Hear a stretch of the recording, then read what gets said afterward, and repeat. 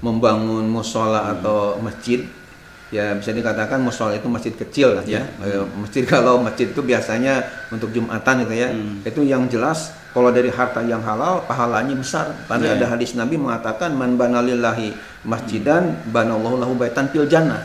Barang siapa yang membangun karena Allah sebuah masjid, ya, maka Allah akan bangun juga untuk dia sebuah rumah di dalam surga Allah Subhanahu wa taala. Ya tentunya logikanya yang oleh Allah dan Rasulullah tadi janjikan akan dibangunkan rumah yang mewah di dalam surga tadi, tentu ketika dia menginfakkan harta kekayaannya untuk masjid atau musola tadi betul-betul dari hartanya yang halal. Tapi dalam hadis yang tadi Pak Gi sebutkan itu sebenarnya tidak harus membangun itu artinya dibebankan secara pribadi mutlak keseluruhan ya Pak Gi. Walaupun sekecil pun akan dinilai itu ya sesuai dengan hadis itu ya. Jadi tentu tidak harus istilahnya umpama masjid nilai 10M semua oleh sendiri misalnya tidak harus gitu. Artinya bisa kita gotong royong, insya Allah akan mendapat padilah seperti itu. Semuanya akan mendapat padilah seperti itu.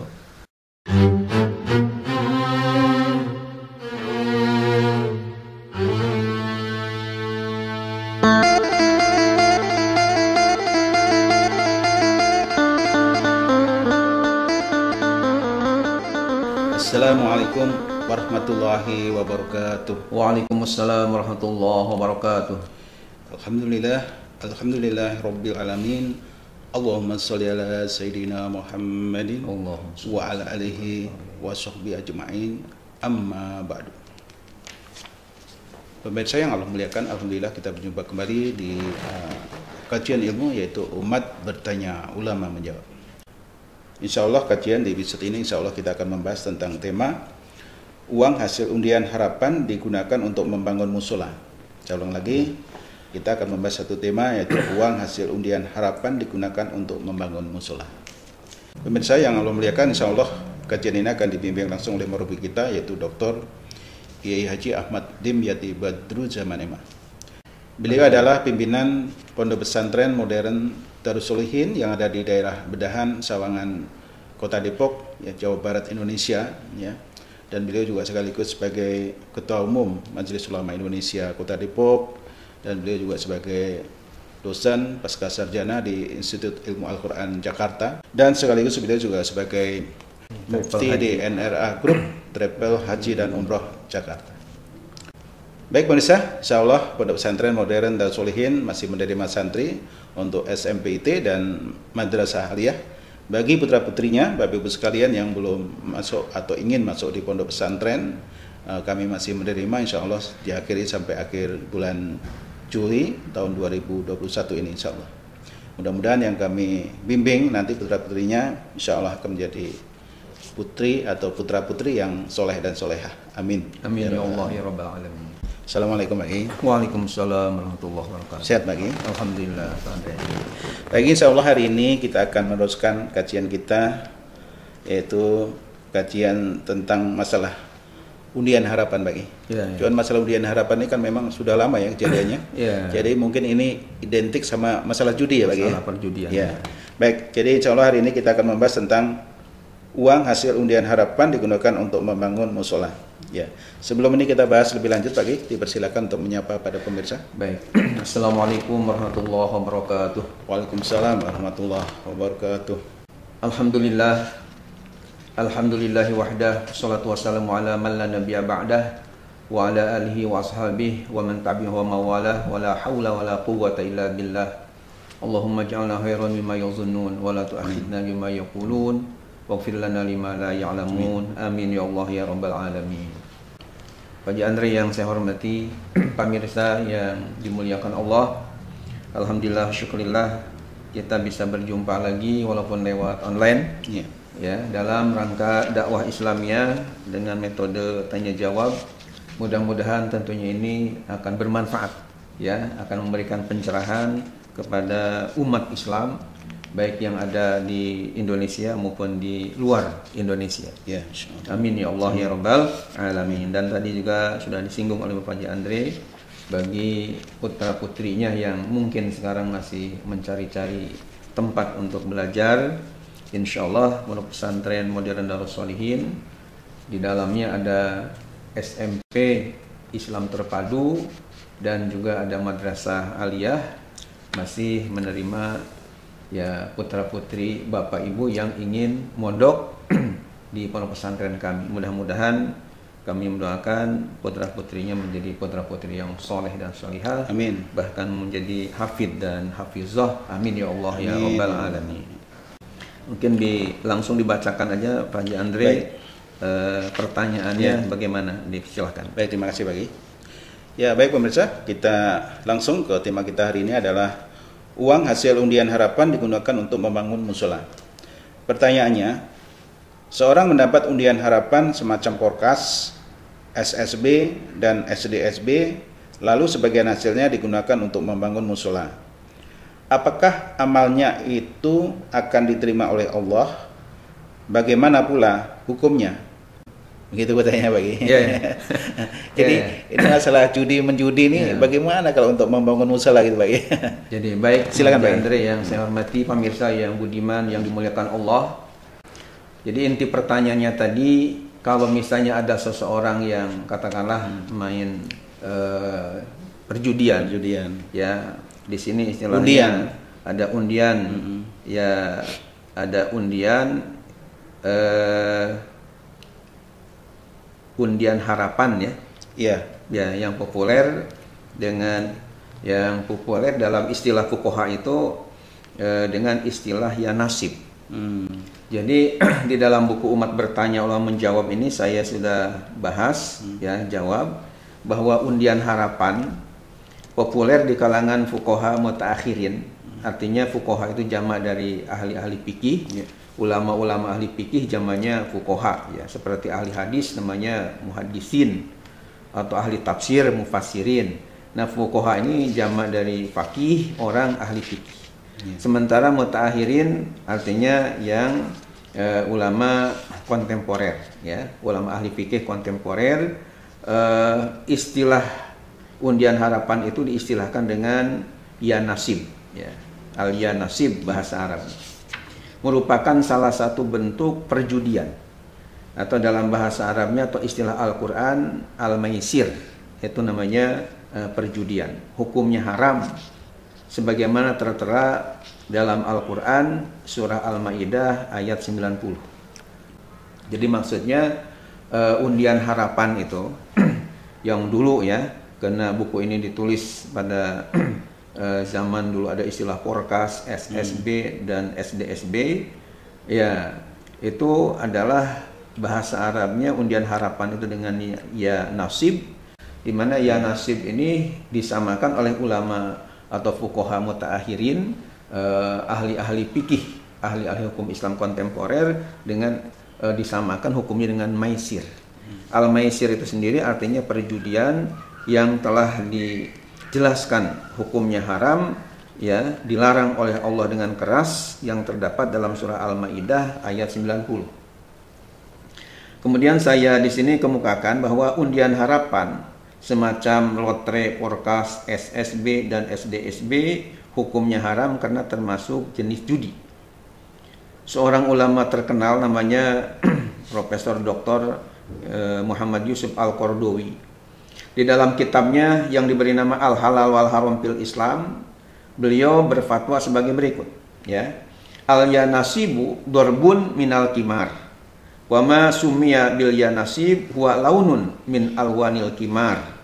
Wala yanbaghi tasahulu fihi wa tarhisu bihi bismil jam'iyatil khairiyah wal agradil insaniyah. Innal ladzina yastabihuna al-yanasib lihadza kalladzina yajma'una tabarru'at limisli tilkal aghrad birraqsil haram wal fannil haram wa naqulu lihaula'i wa haula'i innallaha thayyibun la yaqbalu illa thayyiban.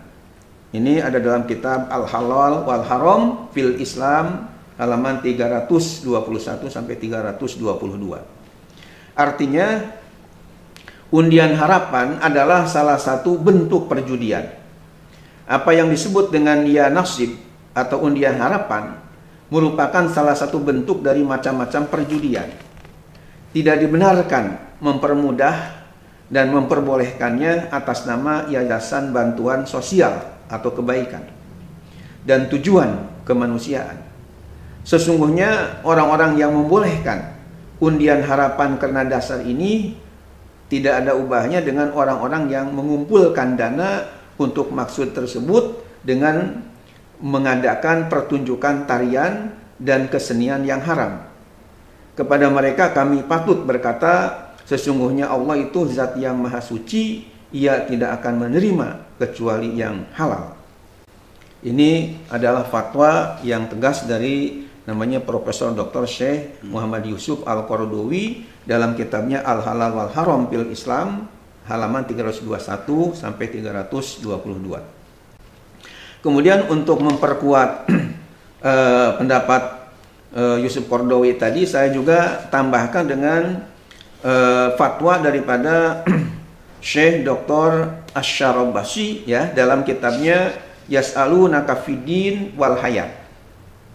Di dalam kitabnya Yas'alunaka Fiddin wal Hayat, yang kalau diterjemahkan adalah mereka bertanya kepadamu dalam masalah-masalah agama dan kehidupan. Beliau berkata begini, al-yanasib al-ma'ruf bijami'an wa'ihi naw'un minal kimar la yubihuhul Islam wa la yardu anhu lima fihi min jahalatin wa gharar wa lima fihi min ta'alluqil awham wal ahlam wal amanil kazibah wa lima fihi min tahridin alal kasali wa tarkil amal wa lima fihi min ijadil baghdha'i wasyahna'i bainal mutaqamirin wa lima fihi min tamziki rawabiti bainan nas wa qad haramallahu al-kimar wa jam'ahuma al-khamri fi maqamin wahid. Faqala ta'ala fi suratil Baqarah, yas'alunaka 'anil khamri wal maisir qul fihima ithmun kabirun wa manafi'u lin-nas wa ithmuhuma akbaru min naf'ihima wa syai'u idza kanat adraruhu aktsara min manafi'ihi walau kanat zahiratan maz'umatan yusbihu haraman fi nadhari syari'ah ittiqa'an li adrarihil katsirah wa tadhiyatan bi manfaatihil qalilah. Wa yaqulu Allah ta'ala fi suratil Maidah, ya ayyuhalladzina amanu innamal khamru wal maisiru wal ansabu wal azlamu rijsum min 'amali syaitani fajtanibuhu la'allakum tuflihun. Innama yuridu asy-syaitanu an yuqi'a bainakumul 'adawata wal baghdha'a fil khamri wal maisiri wa yasuddakum 'an dzikrillahi wa 'anis salati fahal antum muntahun. Wa min hadza yatabayyanu lana annal yanasiba haramun fi nadharil Islam. Artinya undian harapan yang populer dengan berbagai bentuknya adalah salah satu macam bentuk judi yang tidak diperbolehkan dan tidak diridhoi oleh agama Islam. Sebab di dalamnya mengandung unsur membodohi dan tipuan, mengadu nasib, yakni berspekulasi dengan melamun dan bermimpi, banyak menghayal dan bercita-cita hampa, akan melahirkan kemalasan, menghilangkan sifat kreatif, konstruktif, dan produktif, akan menumbuhkan rasa benci dan permusuhan antara para penjudi, dan akan menghancurkan ikatan hubungan antar manusia. Sungguh Allah Subhanahu wa Ta'ala telah mengharamkan judi dan menempatkannya bersama khamr atau minuman keras pada tempat dan kedudukan yang sama. Allah Subhanahu wa Ta'ala berfirman dalam Al-Quran surah Al-Baqarah yang artinya, mereka bertanya kepadamu tentang khamr dan judi. Katakanlah, keduanya terdapat dosa besar dan beberapa manfaat bagi manusia, tetapi dosa keduanya lebih besar daripada manfaatnya. Sesuatu perkara manakala madaratnya lebih banyak daripada manfaatnya, sekalipun perhitungan lahiriahnya menguntungkan, menurut pandangan syariat Islam ditetapkan sebagai perkara yang haram karena untuk menjaga kemudaratan atau bahaya yang lebih banyak dengan mengorbankan kemanfaatannya yang sedikit. Allah Subhanahu wa taala berfirman dalam Al-Qur'an surah Al-Maidah ayat 90, "Hai orang-orang yang beriman, sesungguhnya minuman khamar, minum khamar, berjudi, berkorban untuk berhala, mengundi nasib dengan panah adalah perbuatan keji, termasuk perbuatan setan. Maka jauhilah perbuatan-perbuatan itu agar kamu mendapat keberuntungan. Sesungguhnya setan bermaksud menimbulkan permusuhan dan kebencian di antara kamu lantaran meminum khamar dan berjudi, dan menghalangi kamu dari mengingat Allah dan sholat. Maka berhentilah kamu dari mengerjakan pekerjaan itu." Dari keterangan tadi jelaslah bagi kita bahwa undian harapan itu hukumnya haram, ditinjau dari syariat Islam.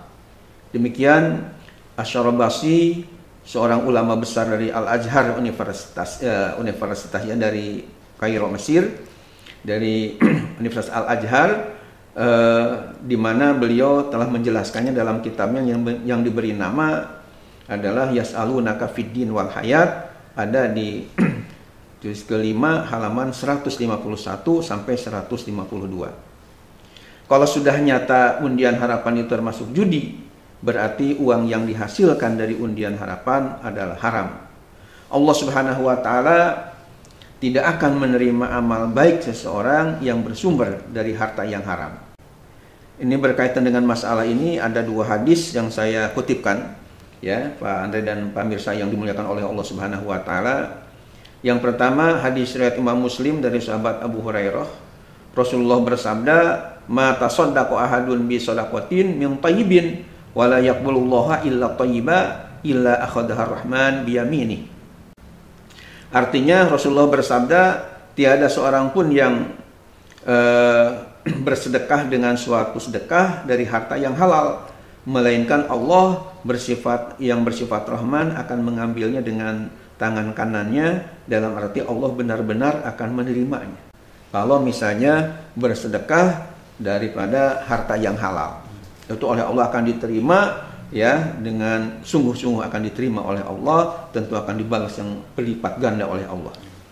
Nah, sementara hadis yang kedua masih riwayat Imam Muslim dari sahabat Abu Hurairah, Rasulullah bersabda, "Ayyuhan nas, innallaha thayyibun la yaqbalu illa thayyiban." Artinya, hai sekalian manusia, sesungguhnya Allah itu zat yang maha suci, ia tidak akan menerima kecuali dari harta yang halal. Ini kedua hadis sahih tersebut dapat dibaca dalam kitab Sahih Muslim di juz 1 halaman 405 dan 406.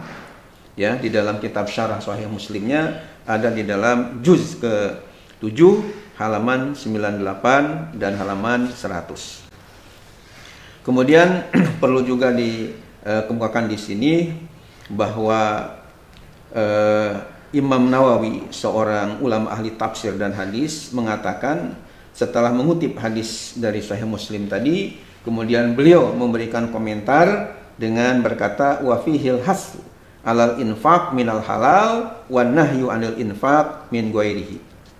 Artinya dalam hadis tersebut terkandung motivasi atau dorongan agar menginfakkan harta yang bersumber dari harta yang halal, dan terkandung larangan menginfakkan harta yang bersumber dari harta yang tidak halal, atau istilah lain dari harta yang haram.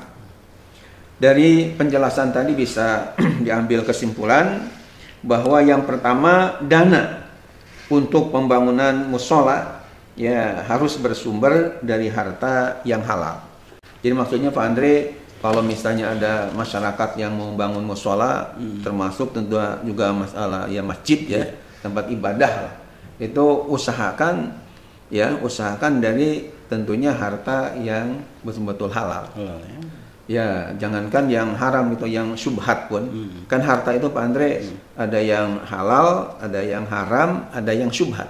Meragukan. Ya, jadi kalau yang syubhat itu yang remeng-remeng, nggak begitu jelas halalnya, nggak jelas hitam, haramnya. ya putih atau hitam nggak jelas itu ya. Nggak jelas itu buram ya. Itu namanya syubhat. Nah ini juga karena masalahnya tempat ibadah ini kan ya tempat suci, tempat beristilahnya ta'abud kita, ya ibadah kita kepada Allah Subhanahu wa taala yang maha suci. Maka tentunya cocok sekali kalau misalnya harta yang digunakan untuk masjid, untuk mushola itu juga dari harta yang halal. Ya. Nah, kemudian yang kedua, orang yang membangun mushola dengan uang hasil undian harapan atau dari hasil judi, maka amalnya itu tidak diterima oleh Allah Subhanahu wa taala. Ya, karena hadis tadi jelas innallaha thayyibun la yaqbalu illa thayyiban. Jadi bisa dikatakan sia-sia Pak ya? Iya, jadi sia-sia, tidak ada manfaatnya karena Allah Ta'ala itu maha suci, tidak akan menerima kata Nabi kecuali dari ya barang yang halal. Ya kalau yang tidak halal dari ya haram tadi oleh Allah ditolak. Karena enggak cocok lagi dengan kemahasucian Allah Subhanahu wa taala yang Al-Qudus ya, yang maha suci itu. Itu keterangannya selain dari kitab-kitab tadi bisa dilihat dalam kitab Fiqhus Sunnah juz 1 halaman 360, bahkan ada bisa dibaca dalam kitab Al-Lu'lu' wal Marjan fi mattafaqu alaihi syaihon karya Syekh Muhammad Fuad Abdul Baqi pada juz 1 halaman 209.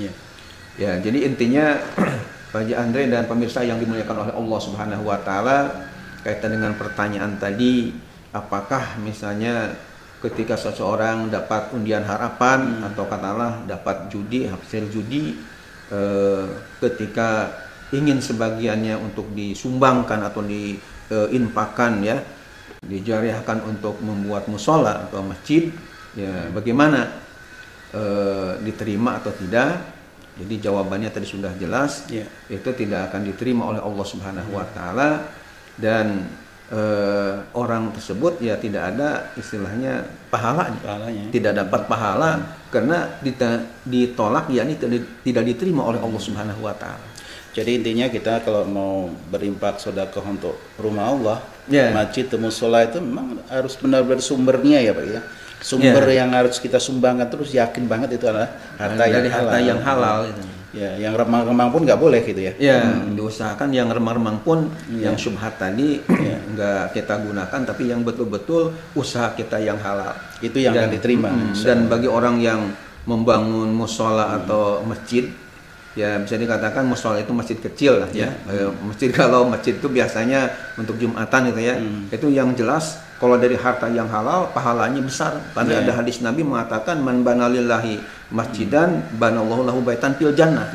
Barang siapa yang membangun karena Allah sebuah masjid, maka Allah akan bangun juga untuk dia sebuah rumah di dalam surga Allah Subhanahu wa taala. Ya tentunya logikanya yang oleh Allah dan Rasulullah tadi janjikan akan dibangunkan rumah yang mewah di dalam surga tadi, tentu ketika dia menginfakkan harta kekayaannya untuk masjid atau mushola tadi, betul-betul dari hartanya yang halal. Tapi dalam hadis yang tadi Pak Gi sebutkan itu sebenarnya tidak harus membangun itu artinya dibebankan secara pribadi mutlak seluruhnya Pak Gi. Walaupun sekecil pun akan dinilai itu ya, sesuai dengan hadis itu ya. Jadi tentu tidak harus istilahnya umpama masjid nilai 10M semua oleh sendiri misalnya, tidak harus gitu. Artinya bisa kita gotong royong, insya Allah akan mendapat padilah seperti itu. Semuanya akan mendapat padilah seperti itu. Baik. Demikian, mudah-mudahan bermanfaat. Akhirul kalam, assalamualaikum warahmatullahi wabarakatuh. Waalaikumsalam warahmatullahi wabarakatuh. Baik pemirsa, jadi hal-hal yang kelihatannya remang-remang ini nggak boleh nih untuk bangun masjid ya. Kemudian yang apalagi yang tidak halal. Jadi intinya kita mau ibadah pada Allah harus bersumber pada yang benar-benar halal yang kita harus yakini. Begitu Pak Kiai ya? Baik. Mudah-mudahan kajian ini bermanfaat pemirsa, dan kita berjumpa kembali pada episode berikutnya. Kurang lebihnya mohon maaf lahir batin. Wassalamualaikum warahmatullahi wabarakatuh. Waalaikumsalam warahmatullahi wabarakatuh.